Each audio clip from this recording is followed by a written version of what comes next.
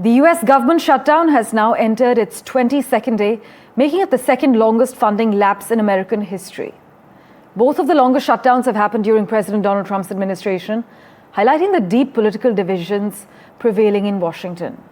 This latest shutdown began over Senate Democrats' refusal to back a short-term funding bill that excludes key demands like increased healthcare spending. But what exactly happens when the US government shuts down, and how does this political standoff impact not only Americans, but global markets and diplomatic ties? Well, let's go across to Priyanka Deo for the latest. She breaks it all down for us. Priyanka, explain to us the immediate impact of this shutdown on federal employees and also public services across the US. Hi, good night. Actually, I'm standing here from downtown DC. It's about 11:16 p.m. And even though you can probably see traffic moving behind me, much of the US government has actually come to a standstill. It is now, as you said, day 22 of the government shutdown, and both parties, the Democrats and the Republicans, are refusing to compromise over here. The fight this time, this particular shutdown, is about healthcare funding. This is the money that the US government gives people to help pay for their medical insurance. So those extra subsidies actually end at the end of 2025, so the end of this year.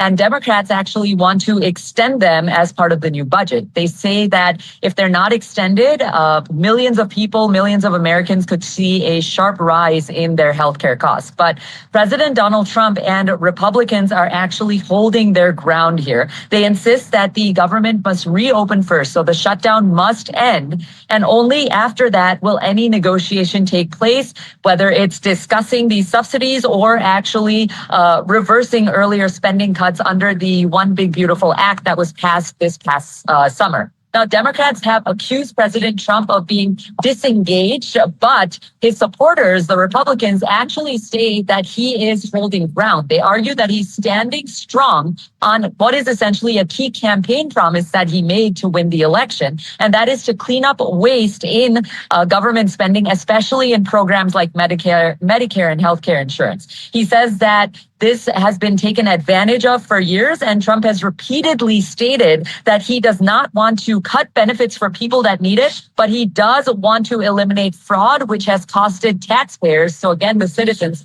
millions and billions of dollars. So from a conservative point of view, this is not silence or being disengaged. This is actually decisive leadership. But as this political standoff drags on, it's ordinary Americans who are paying the price, right? The shutdown has hit federal workers who are not going to work and families directly. And many citizens, whether they're Democrat or Republican, see this as political theater.